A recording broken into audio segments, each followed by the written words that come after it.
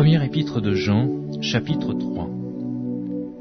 Voyez quel amour le Père nous a témoigné, pour que nous soyons appelés enfants de Dieu. Si le monde ne nous connaît pas, c'est qu'il ne l'a pas connu.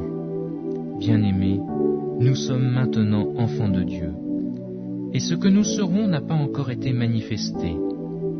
Mais nous savons que, lorsque cela sera manifesté, nous serons semblables à lui, parce que nous le verrons tel qu'il est.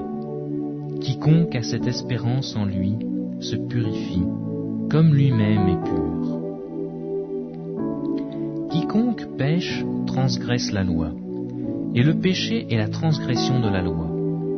Or vous le savez, Jésus apparut pour ôter les péchés. Il n'y a point en lui de péché.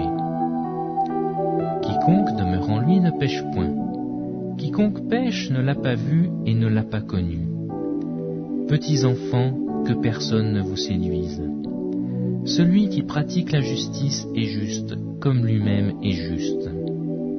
Celui qui pêche est du diable, car le diable pêche dès le commencement. Le Fils de Dieu apparut afin de détruire les œuvres du diable. Quiconque est né de Dieu ne pratique pas le péché, parce que la semence de Dieu demeure en lui. Et il ne peut pécher parce qu'il est né de Dieu. C'est par là que se font reconnaître les enfants de Dieu et les enfants du diable. Quiconque ne pratique pas la justice n'est pas de Dieu, non plus que celui qui n'aime pas son frère. Car ce qui vous avait été annoncé, et ce que vous avez entendu dès le commencement, c'est que nous devons nous aimer les uns les autres, et ne pas ressembler à Caïn, qui était du malin et qui tua son frère. Et pourquoi le tua-t-il ? C'est parce que ses œuvres étaient mauvaises, et que celles de son frère étaient justes. Ne vous étonnez pas, frères, si le monde vous hait. Nous savons que nous sommes passés de la mort à la vie, parce que nous aimons les frères.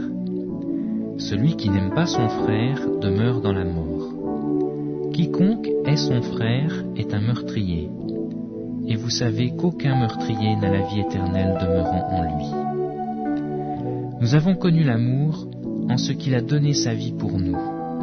Nous aussi, nous devons donner notre vie pour les frères. Si quelqu'un possède les biens du monde et que, voyant son frère dans le besoin, il lui ferme ses entrailles, comment l'amour de Dieu demeure-t-il en lui ?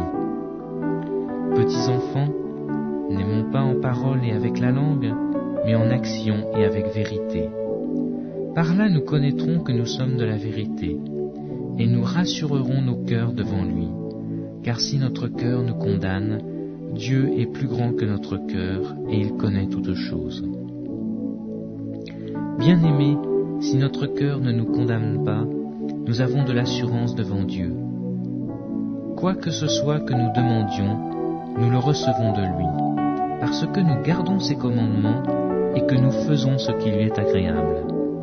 Et c'est ici son commandement, que nous croyions au nom de son Fils Jésus-Christ et que nous nous aimions les uns les autres selon le commandement qu'il nous a donné. Celui qui garde ses commandements demeure en Dieu et Dieu en lui. Et nous connaissons qu'il demeure en nous par l'Esprit qu'il nous a donné.